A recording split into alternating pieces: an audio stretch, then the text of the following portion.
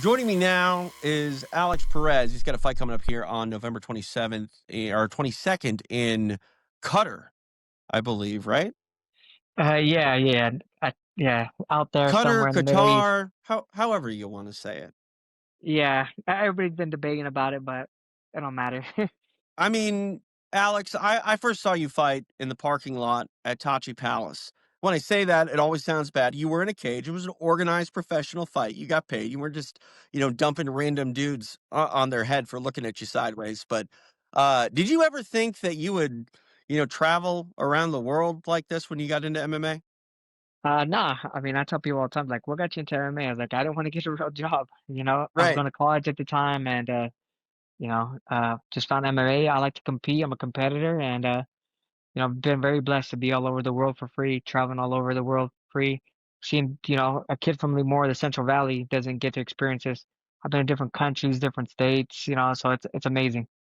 I mean, that's what's interesting about it. You say you don't wanna get a real job. I don't really wanna get a real job either. I don't really have a real job, but the alternative to a real job for you is potentially getting punched in the face. That's mind-bending to me. Like, I don't get it. Like, when did you know? Because wrestling is one thing. You've wrestled for a very long time, and wrestling is a way of life, but it's still different than a fight. Do you feel like wrestling prepared you for that sort of in your face, let's get punched, kicked, kneed, all that? Or was that something you had to learn when you transitioned to MMA? A little bit of both. So like growing up, I wrestled for Lee High under Coach Olson, and we're monsters. Our practice is just 2.5 hours long, and we're grinding. Like year round. So that kind of got me ready for the mindset and stuff. Obviously, you got to get used to getting punched and kicked and stuff. But I think for me, it was just the wrestling, like the hard work, the dedication I put in, and the grind that Coach Olson had us doing. Man, that's crazy. Some of the best times of my life. So I got to learn so much about myself and what I can do. So I was like, and then, like I said, you got to learn to get punched and kicked. It doesn't feel good at first, but I mean, it still doesn't feel good, but you get used to it at least. I mean, you also get to punch and kick back, and I guess, that's kind of fun, right? Yeah, even when you punch and kick, it hurts you sometimes. Oh, absolutely. Yeah, I don't think people realize what it feels like to slam your knee into someone's cranium, you know? It's not a Oh yeah, pleasant experience. I still have. I think when I fought Shorty, I elbowed him on the feet, like I stepped in like uppercut elbow, and man, still to this day I have a bone chip in my elbow. I'm like, God dang it. Oh my god. Yeah, it's Yeah. painful. People are like, oh, you cut him. I'm like, yeah, but it hurt me too. I wouldn't recommend doing it.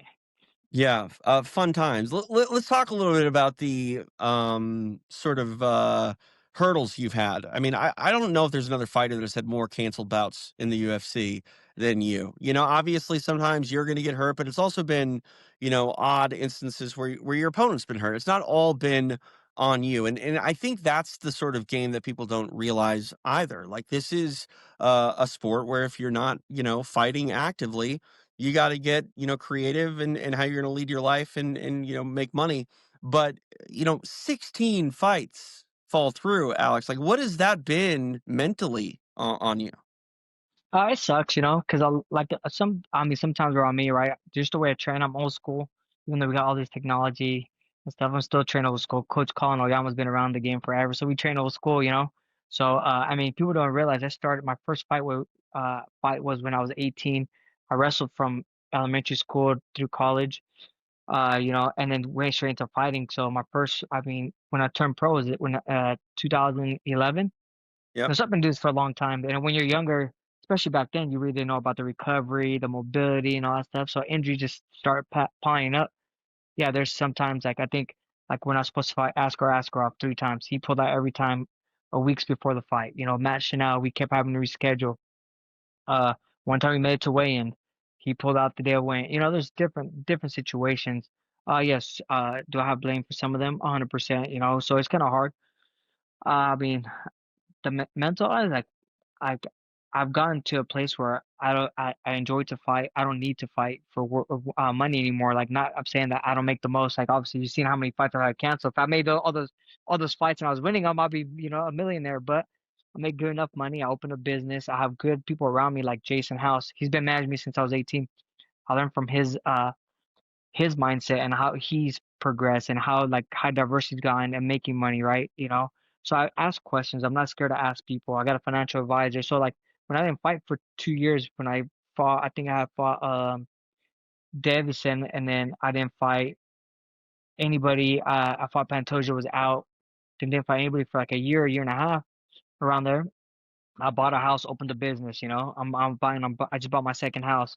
So I just for me the mental part of it now is like I don't need to fight anymore for money. I'm doing this because I love it. I have my business, I have all that. At the beginning, it was kind of tough because you see all the social media people on there just talking smack. But now, I had to get over that. I was just like, hey man, don't need opinions. I care about the people that I love and are my friends. Everybody else, whether they like me, hate me, whatever, they can go screw themselves. So I kind of had to get that out of my mind. It takes a while, especially young athletes now because everything's on social media. In 2010, there was no Instagram. 2011, there was no Right? Instagram, right? So I didn't care what people thought. Yeah, Facebook was Yeah. barely coming around. So like now everything's on social media. So I think it's a little bit harder for those guys to like younger generation to really get over that. For me, like I didn't have it. So I was like, at first I was cared about it, and I'm like, why am I caring what random people think about me? You talk about Jason House and Iridium has been, so important and pivotal for a lot of athletes. But I mean, those guys, Jeremy Luchow, like they were there from the very start for you. And 10, 11, 12 years later, you're still very much, with those guys and loyal. You mentioned Colin Oyama. This is a sport where when one thing goes sideways, people try to make drastic changes very quickly.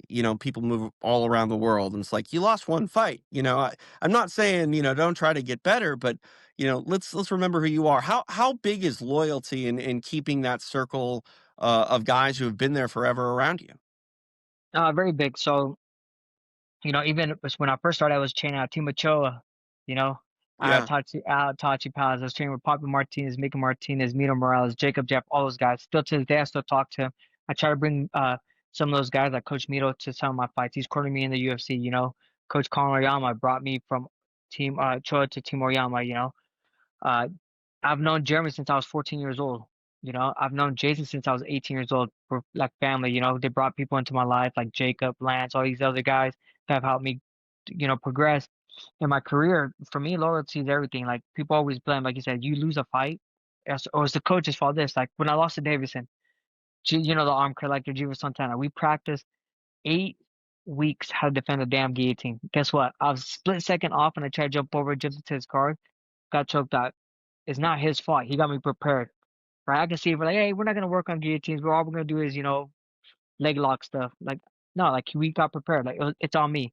The coach's job is to get me ready and to see that they got me ready. My job is to go out there and fight. I can never blame Coach Colin. If I throw a lazy kick and I get knocked out. Well, I'm pretty sure he's told you, hey, turn the hip, do this, do this, do this 100 times. If you get caught because you throw a lazy kick, that's not on him. That's on you. So for me, it's I take full responsibility. A lot of people probably don't notice this, but obviously when I win, I tag all my friends, family, everybody that's been there. When I lose, I don't tag anybody. I tell them thank you, and I was like, hey, the loss is on me. There's nothing else. When I fought Pantoja, we worked on all that stuff. Like, hey, how to defend this, the rear naked choke, how to defend this, what should we do? I went out there and became Mexican all of a sudden, instead of trying to be smart and plotted down and try to throw one of the heavy hitters in the, flyweight division. Guess what? It cost me. That's not Oyama's or Coach Tyler's, or Coach Jiva's responsibility. That was mine. That was all on me. So it's kind of one of those things like I can never blame them for my mistakes. Yeah, and I think people really sort of fail to realize that you can be prepared. You can know what's coming, but like you said, that split second moment, like there's a lot of chance in this sport. I mean, I remember Tito Ortiz fought, I think it was Patrick Cote, and he rolled his ankle as Bruce Buffer was introducing him. You know what I mean? You just have to be prepared for the craziest things. And like, I mean, you know that better than anybody. 16 Yeah. fights go by the wayside. It's going to be crazy. With that mindset, I mean, how much do you prepare mentally for a fight? Because these curveballs, they do come. I mean, do you feel like, okay, the fight's on? Because I mean, you've weighed in for a fight that didn't happen. Like, when do you sort of get into that mental mindset of like, all right, this fight is happening. I need to be, the fighter, Alex Perez. Well, we're fighter, like every fighter is probably, I mean, we all fight for a living. So for me, as soon as I know I'm like, like, hey, they're asking me about fights or dates, or my mind switches. I'm in camp. you know? So for me, it's that day. Like I can't control what's gonna happen in the future. I control it now. So I'm ahead of the game. Like I'm like, hey, you know what I mean, I'm gonna start doing this. Even if they sign, you know, I think this they talked about this fight, and I think it's been like 12 weeks. I don't know about the fight. Do I go as hard now, like to go 100% into camp? No, but I start doing certain things before camp, you know, get my schedule set up. So in camp, I don't have to rush to do all that. Like I get all that stuff organized. So for me, as soon as I know I'm getting something, I'm pretty on it, you know. This is what I do for a living. Like it Yeah. might not be like I don't consider it a job where I get to do what I love, get to punch people in the face and stuff. So it's great. But this is a job. So I train in and out of camp, you know, 2 or 3 times a day, depending on it is. Now that I have my son out there, now I had to switch stuff because he's wrestling, he's doing t-ball, you know, all over the place. So I have to adjust everything. I'm a business owner, I had to adjust that, you know, little things. Yeah. But I try to do it as soon as possible. So in fight camps or whatever, it's like 6 weeks. I'm ready. Like, am I peaking? Probably not. But I'm in good shape. I'm doing what I need to do, still learning and stuff. Now probably about 6 to 5 weeks. Hey, now it's more specific. Now we're getting to this stuff, and then, you know, the you get closer and closer to be for me to be that fighter to get in there. You know, so for me, it's as soon as I know something's up, I'm already on there.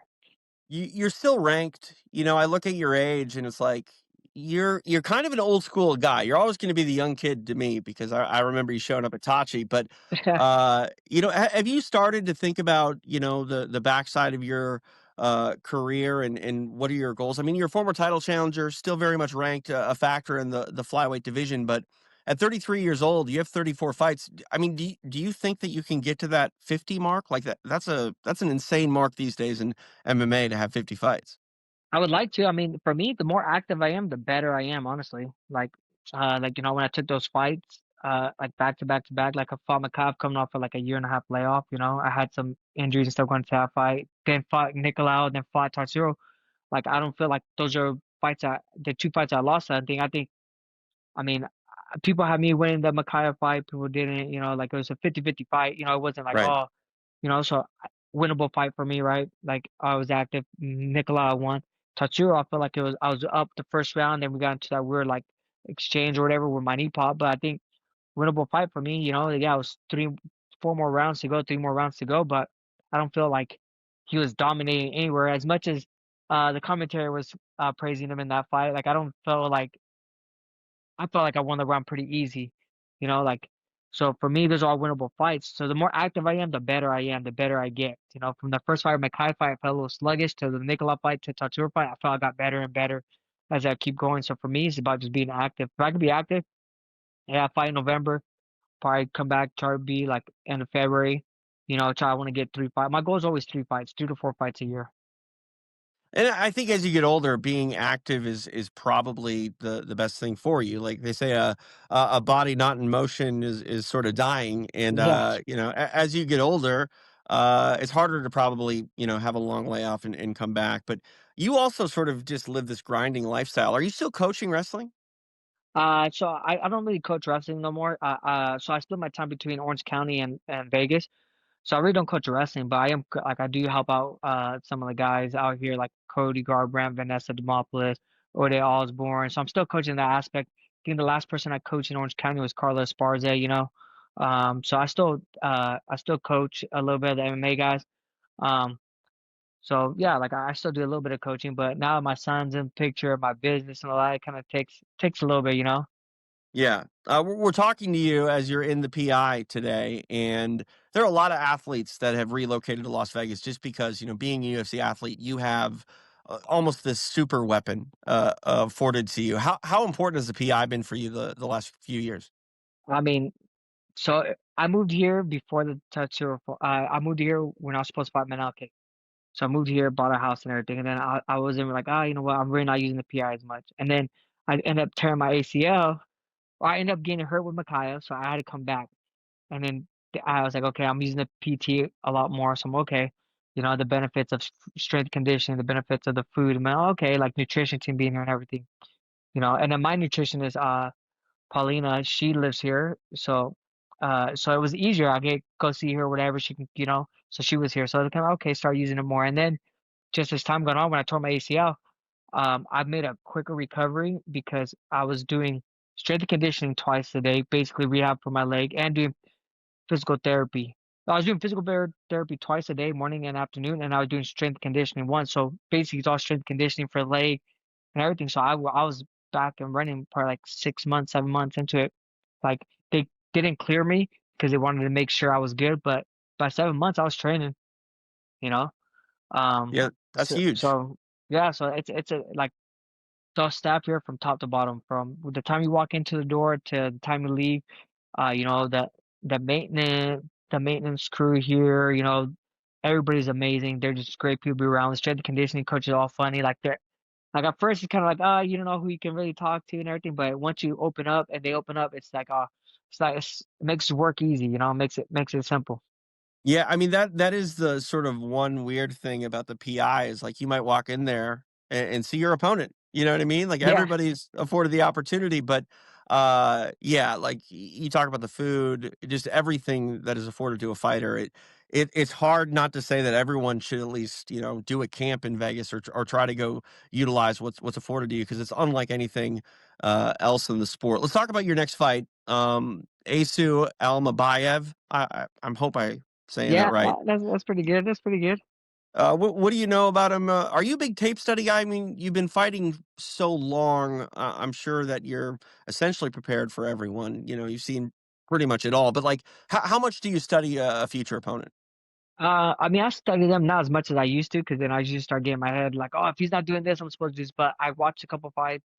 Like I usually watch the last 3 or 4 fights that they had and see their trials and everything. And someone like him, he's not a young guy and he has a lot Hmm. of fights. So if it was a young kid, like you kind of be like, okay, we got to watch like the last 3 fights and see what he's changing.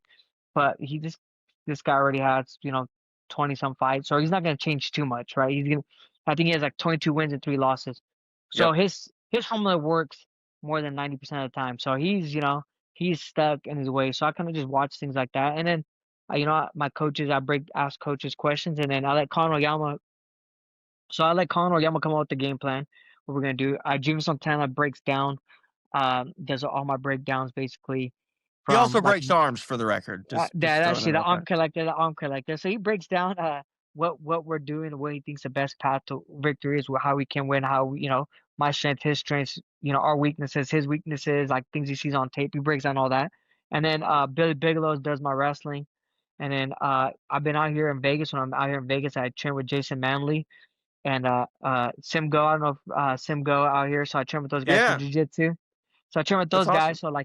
So we kind of mix up all in a group matches, kind of straight out. And then like I said, like all the coaches I work with are pretty close. Like you got Tyler Wambo as the stand-up coach, Conor Yama, and Mateus Nakash, all three stand-up coaches, and they all like when I have a fight, like we all Oyama's like, hey, this is what we're doing, blah blah, and they critique whatever we need, and they put their input as well. Like, hey, I see this, and Coach Colin is always open to what they believe in too. So I got a good network of people that aren't worried about being the main guy. Like they just want Right, to see me win, and that's what I love.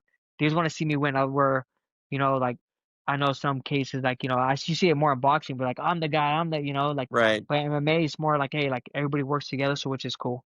But I mean, you just listed a bunch of guys that are already established. Colin Oyama to me is one of the best trainers in mixed martial arts history, but he's also a very quiet gentleman. He's not out there trying to put himself in front of the camera. He's just Colin Oyama. And I Yeah. think that's important. Egos get in the way of a lot. I asked you about your opponent. How much are you keeping an eye on just the division in general? Do you are you locked in for every Pantoja fight and seeing the guys at the top? I mean, I'll watch it, but honestly, like I always tell people this, it has nothing to do with me, so I can care less. I just want to see a good fight at that point. Like once I get up there, like, hey, I'm like, fighting these guys, like general contender, then maybe even then it's like it doesn't involve me. But I can care less about what the whole division is doing. It's like I'm focused on myself. Like, cool, man. I'm glad that Pantoja's having success. I'm glad Marina's having success. I'm glad that all these guys are having success. Doesn't affect me, good, bad. I don't like. I'm like, oh, I want to see this guy win, or I want to see this guy lose, or like, it doesn't matter to me. I just want to see a good fight at those points. Division doesn't revolve around me. I I revolve around the division. So whatever they want next, I got to go with. I'm not a person to say no to fight. So I was kind of just, hey, wait for the call to tell me, hey, you got this guy, cool. Let me know the date. That's I think a fan on the outside looking in would think that's odd, because you're there, you're fighting the UFC. But that's the mindset of a lot of fighters. You know, you have to just focus on what's in front of you and not get too involved with the idea of like, oh, this just happened, et cetera, et cetera. With that in mind, I do want to know if you have an opinion on Pantoja fighting Joshua Van. Josh has been a guy that has really made some waves. How do you see that fight going? And that's a good fight. So for me, it's an interesting fight because Pantoja hits hard, right? He's been those 5 round wars and he takes everybody down. Josh Van has shown like he hasn't probably hasn't fought a grappler to that extent, right? I think Hmm. he fought one kid, the Japanese kid that was a good wrestler, but couldn't hold him down. But Pantoja's not a wrestler. He's not gonna just traditionally try to take you down, you know. Um, I think Pantoja does get hit, so I think if Van stays in that really good shell, he might be able to counter. And he seems like the kid hits hard. It's an interesting fight for me because, and two, I don't know how Pantoja would take him down because Van does a really good job of using his distance and his range, and he uses, and he's short. Like he's just short. He's a small guy. Like he's thick. He kind of reminds me of Ricky Simone, like really wide but very short. So to take him down, he's gonna have to level change really low. So I'm interested to see what their game plan is to try to get him down. But I mean, you always have to give it to the champ. I'm not. I think it's like 70-30. I'll say I just think it's because fair. I feel like Pantoja can bend to wars. He hits hard. He has better. He has some of the best jiu-jitsu in the division or in the UFC. Yeah, Van has without a doubt. Van hasn't been to uh 5 round fight. Van hasn't been like he's been in a war like with I think Edgar Chayes, right? So he's been in a war, but a 5 round war is different, and he hasn't fought a grappler like Pantoja. So, I'd say around 70-30. Yeah, I agree with you. I don't make a lot of predictions, but I think if Josh Van is effective in that fight, it it's going to be whether or not he can handle those fourth and fifth rounds because it's And just a different world. Van's been knocked out, TKO, knocked out, whatever you want to call it. Yeah. Um, and Pantoja hasn't. He has a chin that I don't even know if Pantoja's been dropped. He might have. Oh no, he got dropped against Davison.